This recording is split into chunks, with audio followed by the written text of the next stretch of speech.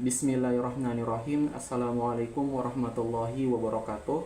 Selamat datang di kelompok kami. Kami dari kelompok ini akan mempresentasikan analisis penerapan akad muamalah dalam bisnis digital syariah. Pada kesempatan ini, kami memilih sebuah startup yang berbasis syariah di bidang perpustakaan digital, yaitu Iqrobooks. Sebelum masuk ke pembahasan, perkenalkan saya Wira Fadil sebagai anggota pertama dari kelompok ini, serta kawan-kawan saya ada Aden Hendrawan M, terus ada Aura Zahra Salsabila, terus ada Nur Oktavia.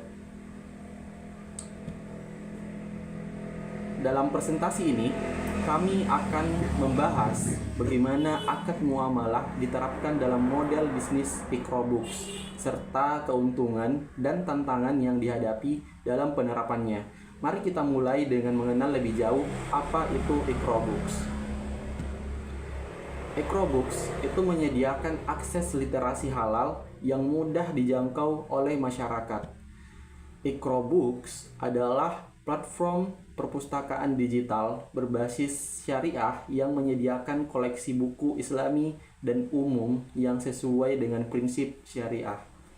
Lalu, untuk model bisnis Iqrobooks sendiri akan dijelaskan oleh teman saya, yaitu Aden Hendrawan. Kepadanya saya persilakan. Bismillahirrahmanirrahim. Baik, saya akan melanjutkan materi dari Wira Fadil. Materi selanjutnya yaitu model bisnis Iqrobooks. Model bisnisnya sendiri ada 3, yaitu penjualan buku digital, penyewaan buku digital, dan bagi hasil dengan penulis atau penerbit. Penjualan buku digital ini menggunakan akad bai, yaitu akad jual beli. Modelnya itu seperti pengguna membeli akses penuh ke buku digital, lalu hak aksesnya diberikan setelah pembayaran sesuai syariah.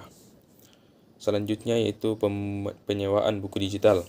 Akad yang digunakan yaitu akad ijarah atau akad sewa. Pengguna menyewa buku dalam jangka waktu tertentu. Harga sewa transparan dan terjangkau.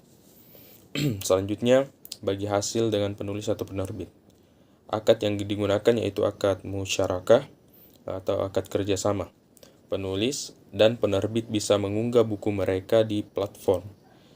Selanjutnya, keuntungan dibagi sesuai perjanjian yang adil dan transparan.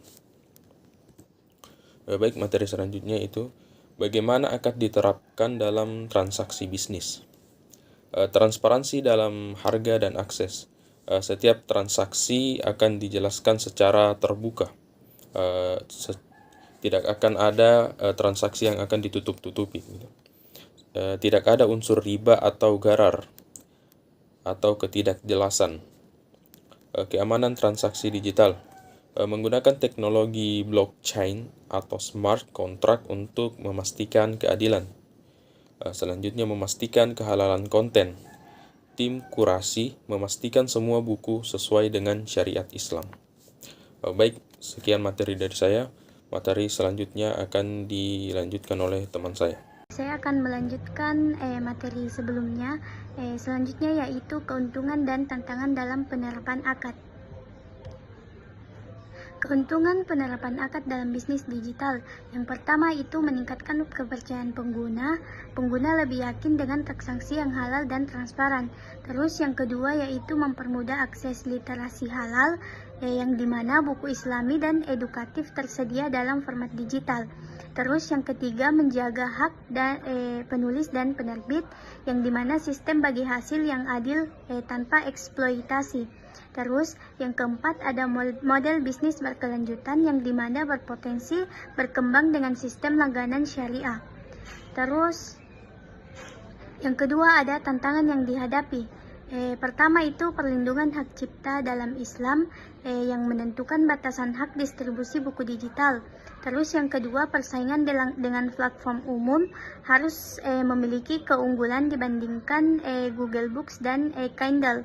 Terus yang ketiga ada edukasi tentang akad syariah yang dimana tidak semua pengguna familiar dengan akad muamalah. Terus yang keempat ada keamanan digital dan pembayaran yang dimana perlu memastikan pembayaran halal tanpa unsur riba. Baik, langsung saja saya Nur Oktavia SD dengan NIM 6020001230012. Saya akan menjelaskan atau memaparkan kesimpulan dari presentasi yang telah kami paparkan tadi. Jadi kesimpulan yang pertama, Iqrobooks adalah perpustakaan digital berbasis syariah yang menerapkan akad bai, ijarah, dan musyawarah dalam operasional bisnisnya. Yang kedua, dengan akad yang jelas, platform ini bisa menjadi solusi literasi digital halal yang sesuai dengan syariah Islam. Yang ketiga, model bisnis ini berpotensi berkembang jika didukung oleh sistem keamanan dan edukasi yang baik. Untuk rekomendasi, yang pertama, memperkuat keamanan digital, menggunakan teknologi blockchain atau kontrak pintar untuk transparansi transaksi. Yang kedua, edukasi pengguna, membantu masyarakat memahami akad-akad dalam transaksi digital syariah. Yang ketiga, kolaborasi dengan penerbit dan ulama agar konten tetap berkualitas dan sesuai dengan hukum Islam. Yang keempat, pemasaran berbasis komunitas, menjangkau komunitas muslim dan pelajar yang membutuhkan akses literasi Islami. Baik, sekian presentasi dari kami kelompok 1.